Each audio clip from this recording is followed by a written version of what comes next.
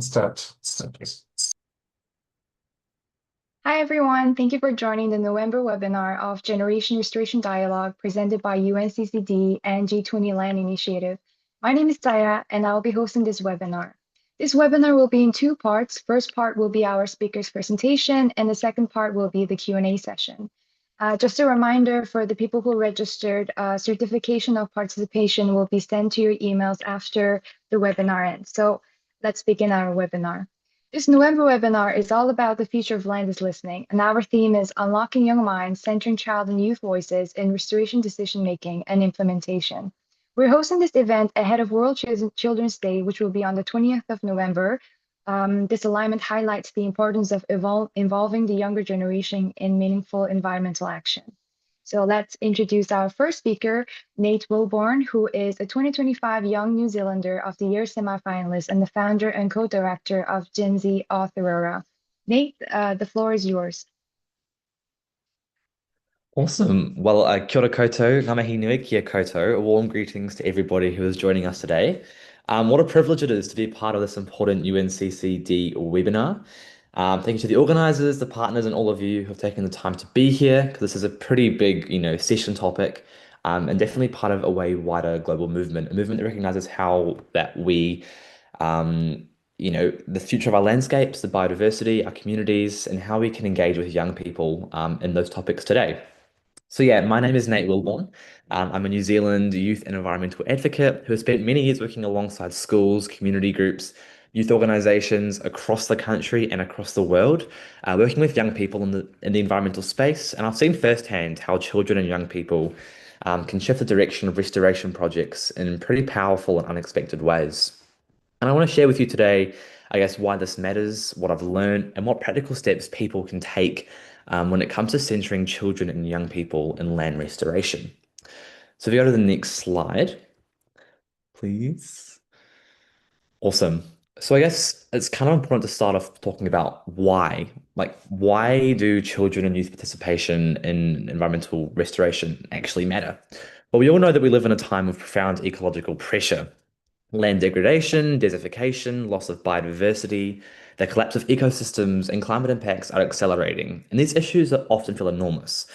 And we as adults sometimes fail to, I guess, I recognize that young people are the ones that are taking the responsibility and the impact of all these decisions today. So New Zealand have learned something pretty powerful, that young people are not waiting for permission to get involved, but they're actually already stepping forward into these spaces. Because children bring a couple unique qualities to restoration. They're curious. Young people ask, questions about why something is happening and why it matters. They're creative. They think of the possibilities when it comes to these solutions, and they imagine restoration as, a story that they want to shape. They also have the courage because they're not afraid to speak up when something feels wrong, and they're bold enough to challenge adults, the structures and systems that are serving the environment not so well. And they also feel an emotional connection to the land. Young people here in New Zealand, we also grow up around the environment. It's a pretty big bit of our culture and our identity. We often spend lots of our childhood out at the river, going hiking in our national parks. So it plays a pretty big role in, who we are as New Zealanders. If we go to the next slide. So I've got a couple examples, I guess, to start off with of how youth-led and youth-centered initiatives are working here in New Zealand, and I guess just a couple of key learnings from them. So there's a few organisations in New Zealand which do this pretty well. One of them is called Kids Greening Taupō. Kids Greening Taupō, it's a pretty good example of how co-design restoration works hand in hand. Because the students that take part in their projects don't just, go out and plant trees. They also help create the restoration plans. They help choose the species that are going to be, planted. They help manage the planting schedules, and they also monitor the biodiversity changes that occur, over the months and over the years after the work that they've done. And a project that I was lucky enough to observe, I noticed that the students noticed that the native sedges they planted were not actually thriving in a wetland area due to the competing invasive grasses. And instead of waiting for the adults to, ask them what they can do about it, they actually researched the alternatives, proposed new species lists, and convinced the local council staff to trial a new planting method. And their recommendations have shaped the project's direction. And this is what youth empowerment looks like in practice, observation, analysis, and leadership, which is one of the biggest qualities. Another organization which I was fortunate enough to be the national communication director for is Forest and Bird Youth. which is New Zealand's largest youth-led conservation organisation. It's a nationwide movement which supports young people and young conservation leaders aged 14 to 25. But what's special about Forest and Bird Youth is that it gives young people the autonomy, leadership pathways, resources, national coordination, and also career pathways. It's a pretty good funnel for young people to then go ahead and work with some of New Zealand's leading, I guess, policy and I guess environmental lawyers, as the wider organisation Forest and Bird is New Zealand's largest conservation organisation. So here at Forest and Bird Youth, young leaders they help organise restoration days. They lead monitoring, advocate for nature-based solutions, and they're treated as full contributors, not just, I guess, token young people within an organisation.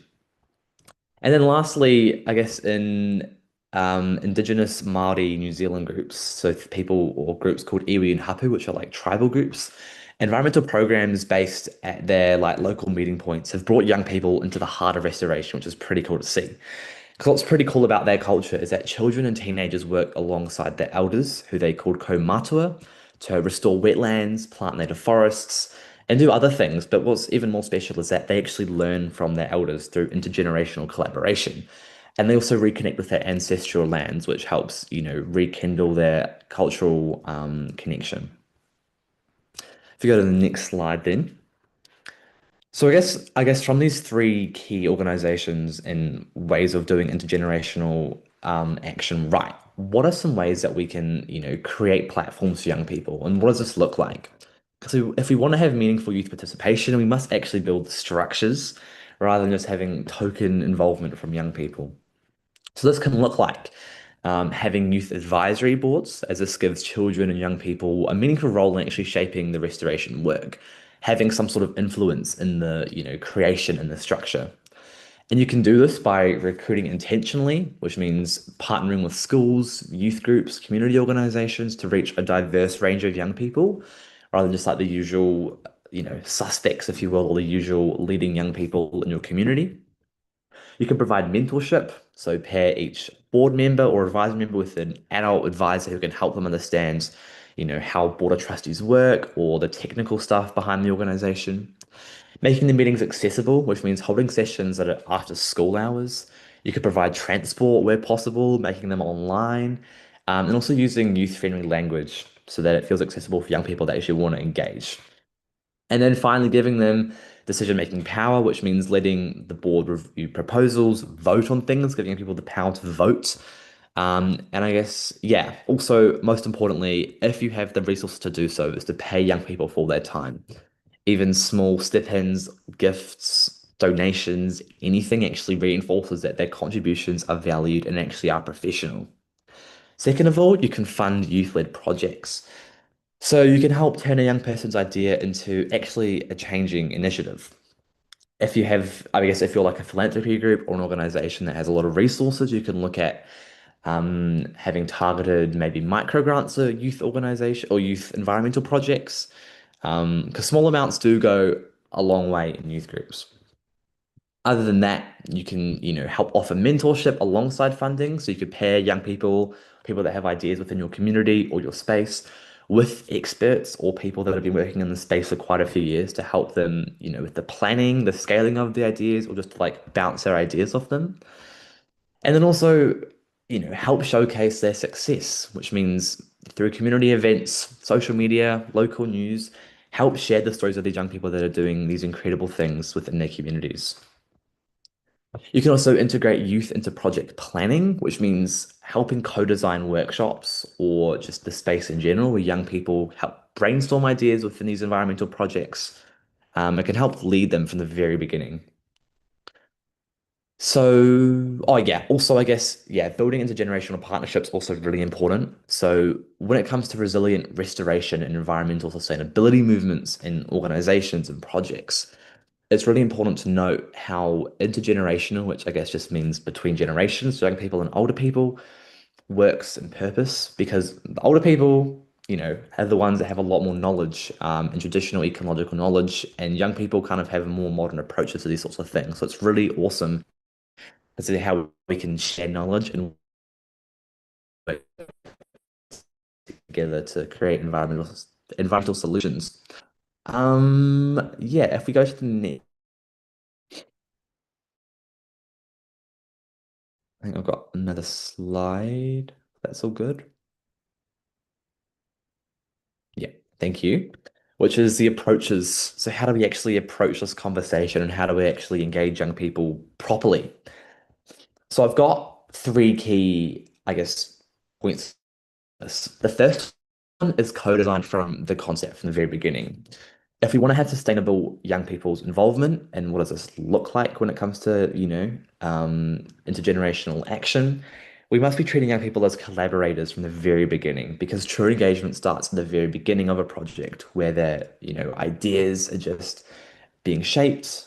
We want to involve young people in the planning, and organizations also should be, looking for ways to access fresh perspectives from young people and innovative solutions, the ideas that adults in the spaces might overlook. And so how we can do this is, hosting co-design workshops, brainstorming sessions, feedback loops for youth input, and ensuring that their voices also influence the key decisions and have power in those spaces.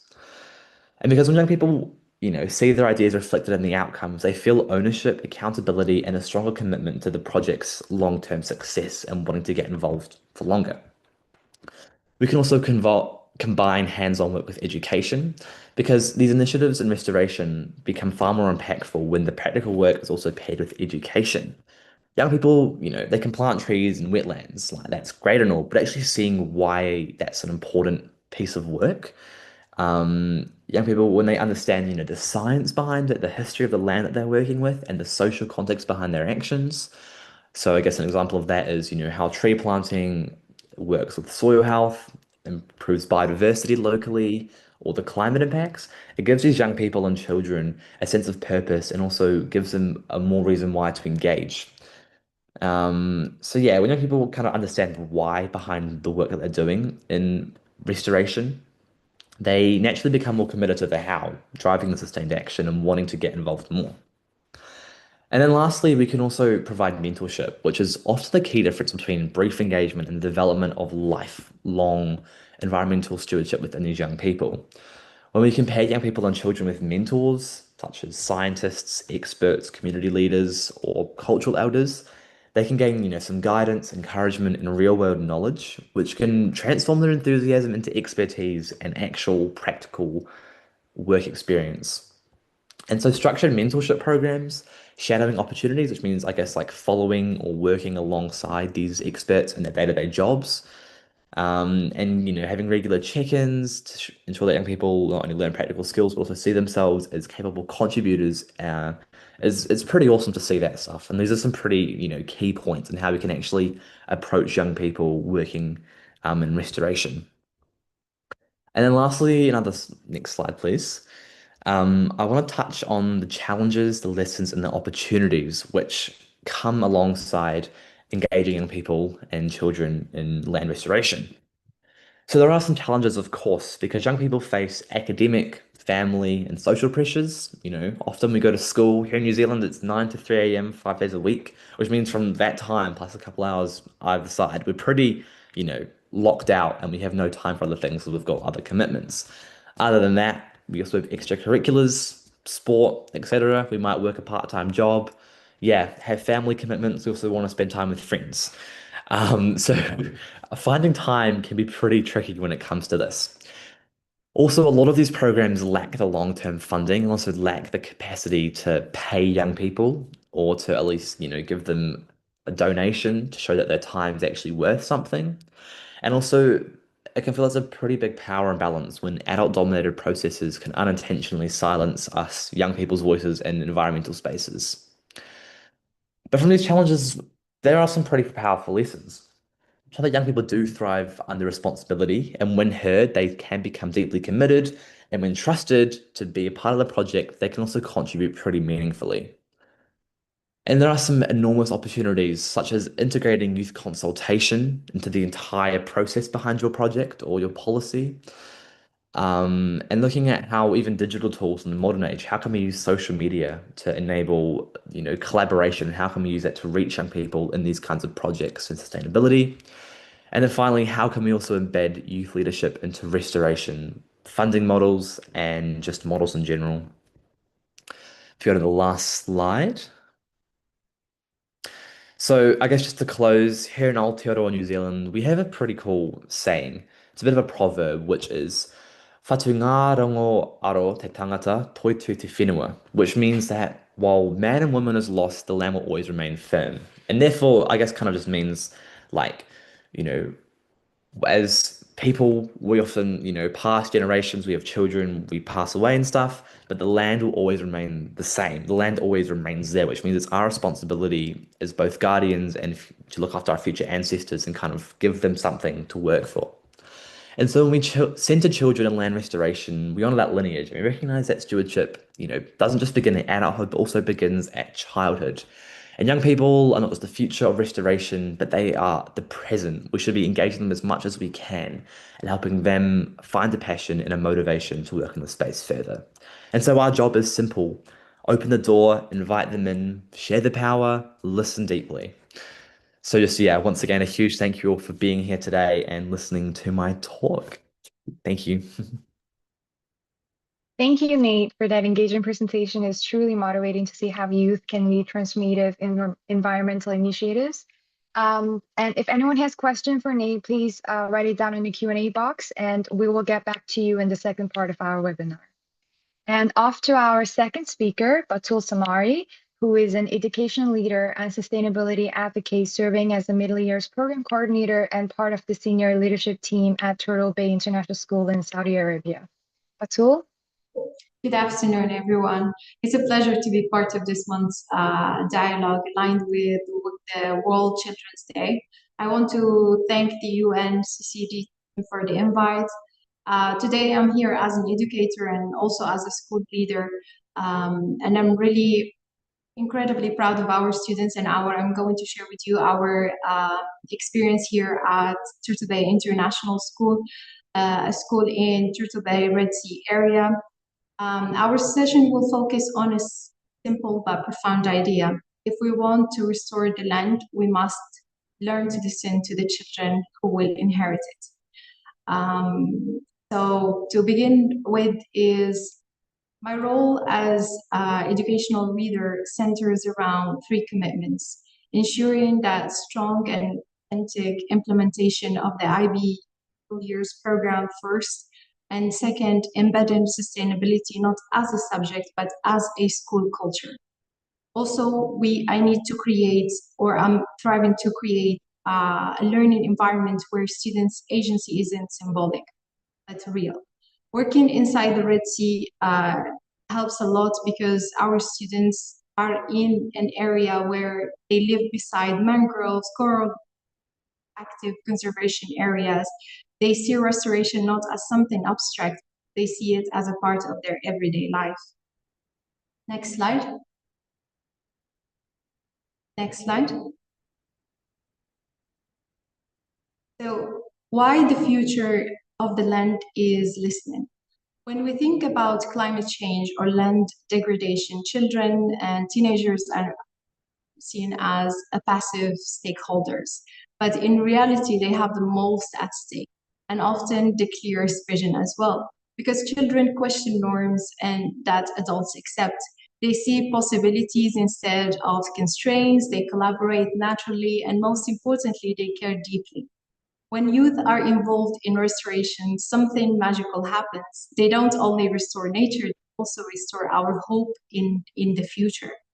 But they can also lead when adults step back and listen. Listening is very important at this stage for the empowerment of the youth. Next slide.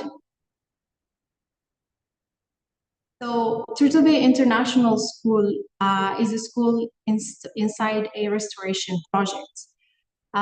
We have a unique context. Our campus is dedicated area. It is a touristic area, one of the first in the world because it is designed to give nature maybe better than found.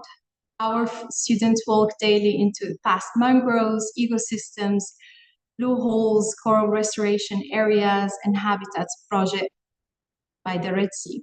Their parents are engineers who are working in this area. they see them on daily basis carrying their duties. This means that environmental education is not hypothetical, but it is lived in the day-to-day life. It is experienced and it is observed as well by our students. The environment is not only a chapter in the textbook, but rather it is in the classroom itself. Next slide. Our educational philosophy at Turtle Bay International School is sustainability, is not a single subject. We want it to be integrated. It is woven into the DNA of the school. We do this through first place-based learning. Students learn through the land they live on. Action projects from KG to grade 9. Every student take part in real environmental actions projects, student agency also. Children make decisions, design projects, and lead initiatives. Partnership, we partner with different organizations around the world to empower our students. Our goal is simply to develop children who see themselves as leaders for the future. Next slide. Youth perspective is very important because what children see that adults miss is important to discuss. Children bring a kind of clarity that we have missed in this modern age. When we introduced mangroves restoration, students didn't ask how complicated is this? Is there a budget? Is there a timeline? They immediately ask, why aren't we planting more? Can we take care of the baby mangroves ourselves? What will the fish do once the roots grow? So you see the difference of perspectives between adults and their thinking isn't blocked by politics, logistics, or generational fatigue. They imagine boldly and they take. As educators and leaders, our responsibility is to protect this imagination and channel it into the right path. Next slide.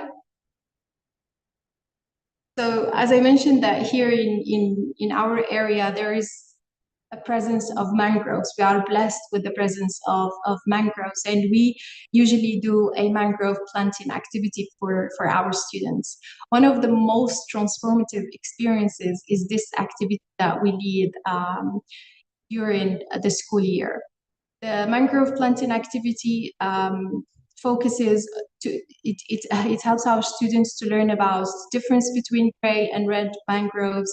It helps them to learn about how mangroves grow from nurseries into how they grow them from nurseries into the Red Sea area, how roots are stabilized, how and how mangroves store carbon more efficiently than in many forests.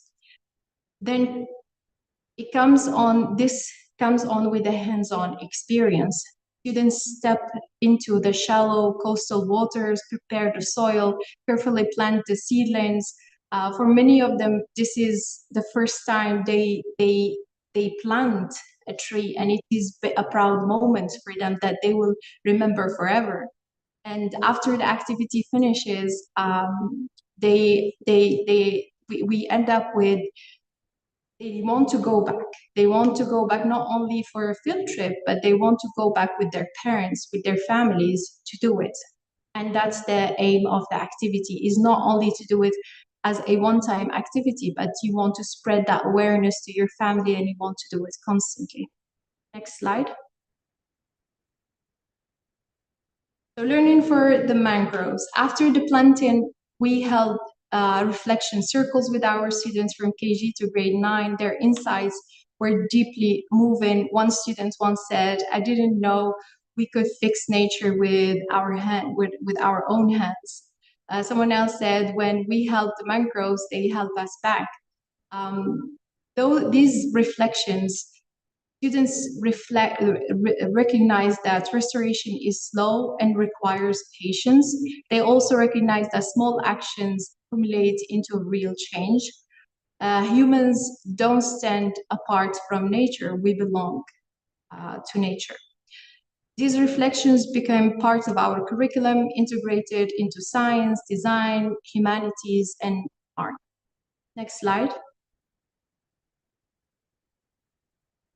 So designing learning through sustainability. One thing that I really love about the IB framework is how it is naturally complements environmental education. We infuse sustainability into our approaches to learning. We focus on research skills, measuring um, we talk about species, we talk about soil conditions, critical thinking. We nourish critical thinking skills by students debating human impact and restoration ethics, communication skills such as documentaries, posters, awareness posters, youth advocacy, collaboration, cross-grade, teamwork, field trips, field activities, and artwork, self-management, students lead tasks, mentors, and project planning as well. So students weren't learning only about sustainability, but the aim is for them to live it. Next slide. So generation restoration at Bay International School, our entire school is engaged in this activity. Some of the examples is waste segregation. Have also galleries capturing the mangroves and the planting activity. We have community awareness campaigns. We have a lot of projects that the students are involved in that reflects our ethics and what we want to instill in the students. These projects, they make sustainability visible and creative and student-led is the biggest focus for us. They also show that restoration isn't separated from the curriculum, but it should be like part of the curriculum in itself. Next slide. What youth want. One of the most important things that we do is simply listen to our students through homeroom discussions, surveys, reflection sessions, student expression. Students express clearly their desires and what they want. So what they want is more outdoor learning. They want real environmental impact. They want long-term projects, not only one-day events. They want opportunities to work with scientists. So there is this voice in the school for sustainability. So students, they don't want symbolic activities only, they want meaningful change, a lasting change. And this clarity guides our school vision. Next slide. Reimagining educational system is very important. If we truly want to amplify youth voices in restoration, schools should consider reimagining the educational system in itself. Because and I have 5 key ways here to discuss it. First, we need to integrate sustainability into every project, not only science, because usually when we talk about sustainability, automatically linked to science. Build partnerships between schools, sustainability teams, and environmental organizations. Shift from content-based learning into action-based learning. Evaluate learning through impact, not just written assessments. Create student-led environmental leadership structures. When we redesign the system around students and their voice, we create a learning experience rather than a textbook experience. Next slide. So when students lead, change happens. At Turtle Bay International School, I've seen firsthand how capable, responsible, and visionary young people are when trusted with leadership. So students have led assemblies on environmental issues. They identified and reported mistakes in waste storage. They guided younger students during mangrove activities. They created a life-size mangrove art for the whole school. They initiated discussions with teachers on reducing plastic use. When students lead, change will happen no longer from top down. It becomes cultural and it becomes sustainable. Next slide. Of course, it comes with challenges. No transformation comes without challenges. The challenges that we face usually are limited teachers, a training in sustainability framework, time constraints due to curricular demands, infrastructure challenges such as waste management and resources, balancing academic expectations also, and experiential learning experiences for our students. So all these are challenges that sometimes are demotivating for teachers. But every challenge is solvable when leaders, teachers, and community partners come together, sit and find solutions for them. Next slide. What the next generation teaches us, working closely with the children for the past 10 years has taught me lessons that are essential for the restoration movement. And one of the things are observing slowly and deeply, observing students, asking questions without assumptions, and listening, value patience, because everything takes time, change takes time. Lead with empathy and believe that healing is possible and restoration is possible and change is possible. So our children are not exhausted by cries, they are energized, they see a world of possibilities. Their hope is not naive, it is necessary for us to have that youthful outlook, that the world would change to the better. Next slide. So the vision for the future, I do believe that change is possible and every school functions as a restoration hub. Students co-design environmental policies. Learning takes place as much in outdoors as indoors because we cannot only be indoors. Young people shape the environmental narrative of their countries because they are the future of the countries. So restoration becomes a lifestyle, not a one-time event, because unfortunately what happens with schools is they design those events to happen on one specific day and then everyone forgets about it. The aim is to have it as a lifestyle rather than just one-time event.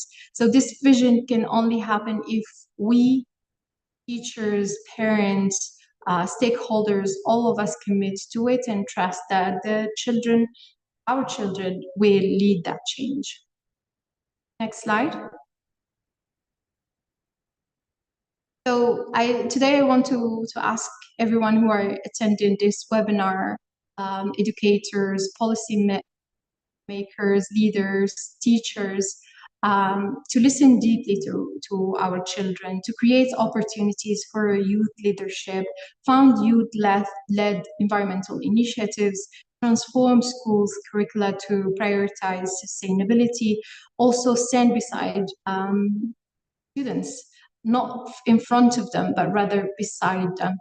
The future of land restoration is already here. It is sitting in our classrooms. Planting mangroves is just one activity from our school, but it is so transformative. Asking questions, imagining a better world with our students. Finally, I want to thank you so much for this opportunity. Thank you. Thank you, Batul, for sharing your valuable insights. It's wonderful to see how schools can nurture young leaders in sustainability. So let's conclude our first part of our webinar here. And our second part of the webinar will be the Q&A session. So if anybody has questions for our two speakers, please write it down in the Q&A box and we'll get through one by one. And until then, I have a couple of questions. And my first question is for Nate. How do you see the role of involving in global climate dialogues over the next few years? That's a really good question. I think it's really important over the next few years, I guess, kind of in these global conferences, COP, which is happening right now in Belém in Brazil, looking at how we can, I guess, kind of help upskill young people in a way, looking at how we can help upskill them in this space, which means, things such as negotiations or media and press, giving people opportunities to actually take part in the blue space rather than just the green space, looking at how we can, upskill and shape the next generation of people that will be working in these kind of spaces in global climate dialogues. Also just listening to young people, Indigenous people, they've got such valuable insights and things to learn from. And of course, they play such a key role in the day-to-day, results in the work that goes behind the scenes, in restoration, for an example. So yeah, just listening to these kinds of people, but also giving them opportunities to have a say and to learn and to upskill themselves. Thank you. My next question is for Batul.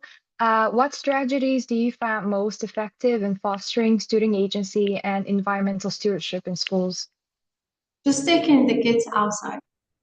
Taking them outside is very, very important.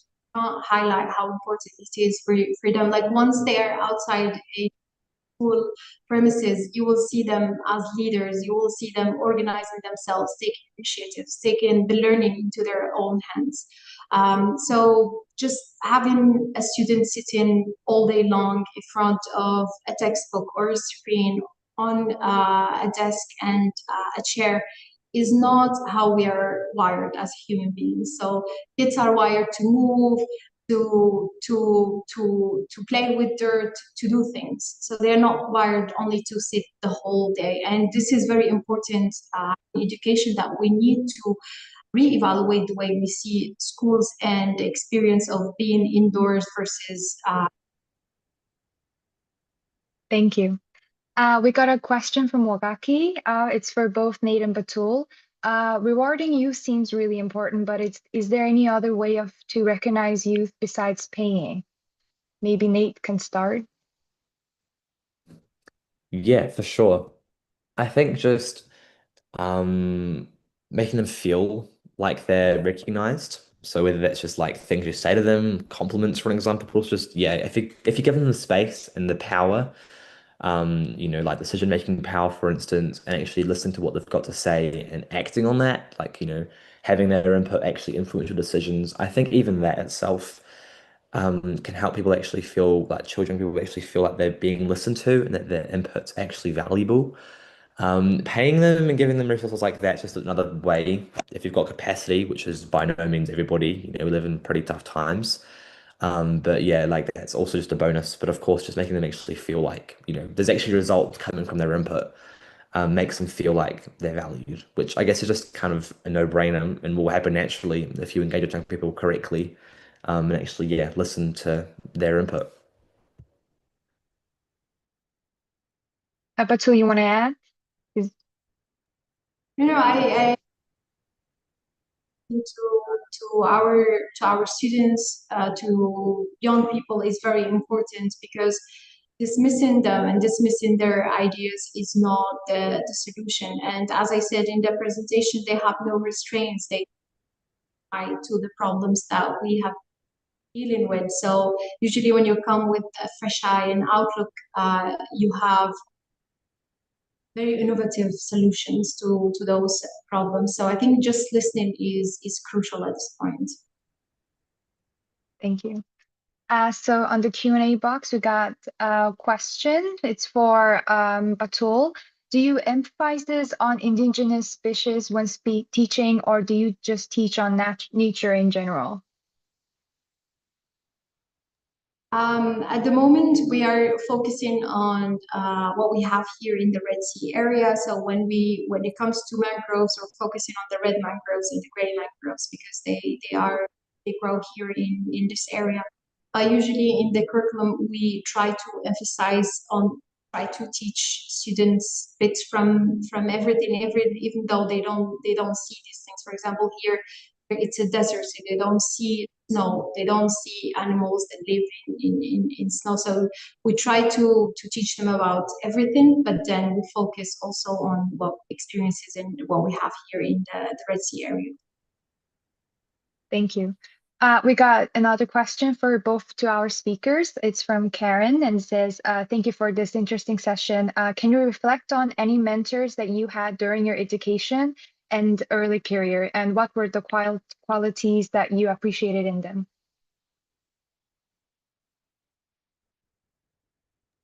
I guess I can start with that. Um, Really good question.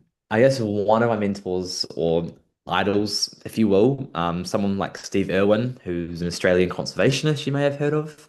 Someone who I guess really embodied the idea that, conservation is like, key to, human nature and stuff. And qualities which he had, I have to say, is just, yeah, curiosity. I think those were the biggest things. Like people that actually, are curious about, learning, and what they can take away from that, and just opportunities. And another one in general, another mentor, someone like Jacinda Ardern, who you may know is the former Prime Minister of New Zealand, someone that used to preach and talk a lot about kindness, which isn't so relevant to this topic, but I think it's in general, being kind to each other, to young people, to adults in this space, and showing that actually, to listen is another really important thing. Is actually just sit there and listen, be an active listener. Even if you don't agree with what the person is saying, even if you don't want to take their input, just making sure they feel like they're actually valued and sitting down and actually listening to them, I think is super duper duper important and will take you far and also, yeah, I guess help you have these conversations and, yeah, have a bigger like output in the environmental space.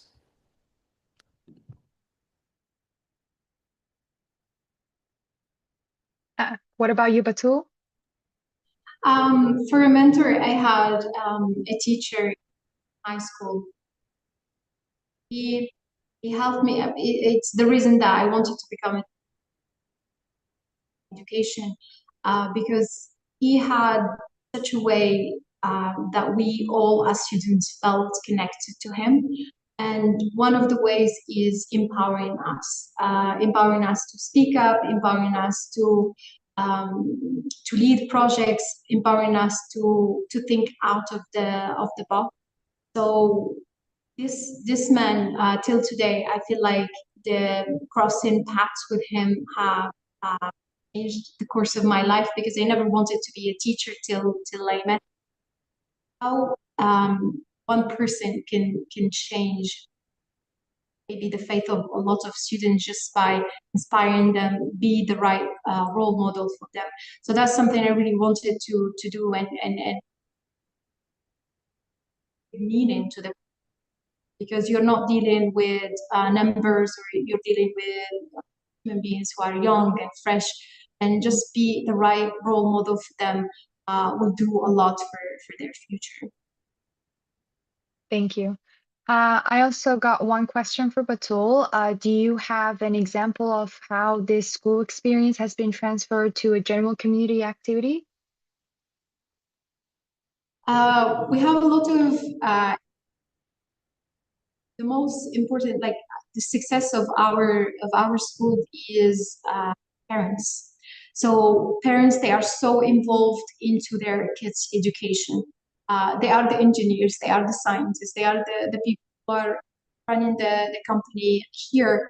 So they are so involved that whenever we reach out and we say like we want to do a mangrove activity with the students, this goes with a lot of challenges, having transportation, making sure like water for the kids, food, hats, sunscreen. You have a lot of things to take into consideration. And parents, because they are so involved with their kids' education, they just this person knows the other one, and they try to facilitate any experience that we have with the students. So we try to do as much as we can outdoors with the students, whether it's in activity in activities. So we're trying to do these activities with the students, so they are in the out, and they and raise awareness as well, in order for them to connect with the community. We have an open door policy where parents can walk into the school. They are part of the family. So we're not like closed school. We are very open door school, and this helps a lot. That the school is the heart of the community at the moment. I hope I answered the. Yeah, thank you. We got one question for Nate on the Q&A from the Q&A box. What strategies have been the most effective in mobilizing Gen Z in New Zealand toward land and biodiversity action? Mm. Definitely social media. It's one of the biggest tools we have at the minute. I do a lot of work, I guess, in that space as well, looking at how we can use social media to help engage Gen Z and young people towards like biodiversity action. And I guess, yeah, like, there's a lot of research that goes behind the scenes here in New Zealand about how much time do we actually spend on social media. And young people spend on average 3 hours a day on TikTok and Instagram here. So if you want to kind of, yeah, get young people's attention, just I guess in general as well, not just about biodiversity action and immobilizing them, but just in general, look at how we can use social media to, if we do certain posts, how can we effectively use it? So yeah, a really good example of this was that there was a really big protest in July last year, which had over 100,000 people. Mind you, we're a country of 5 million. It's quite a big number of people. Most young people as well, up in Auckland, the biggest city in New Zealand. And we mobilized all these people, especially young people, to take action. It was a protest about biodiversity action.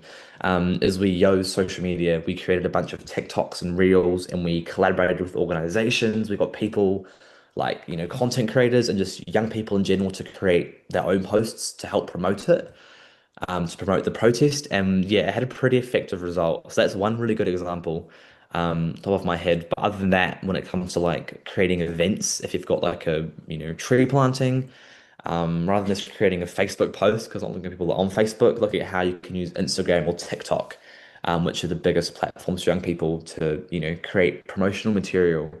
Um, yeah, that's my my input. Thank you. We got a question for Batul. It's from Mustafa from Niger Republic. He said that he's currently working on project for environmental education to training the young people, and then how he said that how can we collaborate to share the experiences? Collaborate with the school. I think he trying to mean that one, yeah. Maybe if later on I can share with him my email and we can find ways to collaborate. Important Mhm. for us to collaborate with people from around the world. It is a very insightful experience for our students, and it would be very meaningful. So maybe I can share with him my email at the end, so reach out. Thank you. We got one question. It says that what skills should the next generation develop to become leaders in land, climate, and restoration fields? Maybe both of you can answer to that.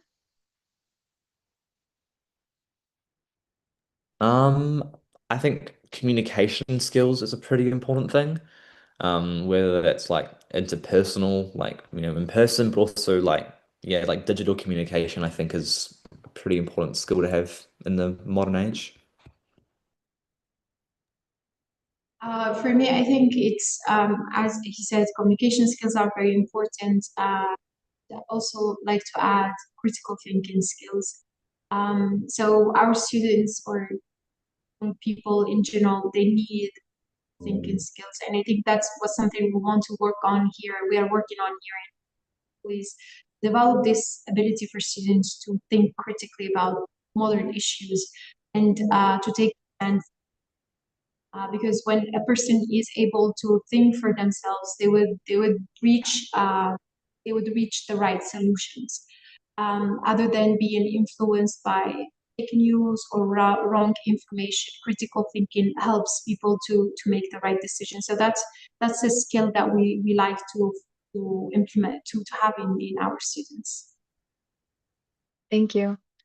We got another question and it says that what commitments should governments make to ensure children inherit a sustainable and healthy planet?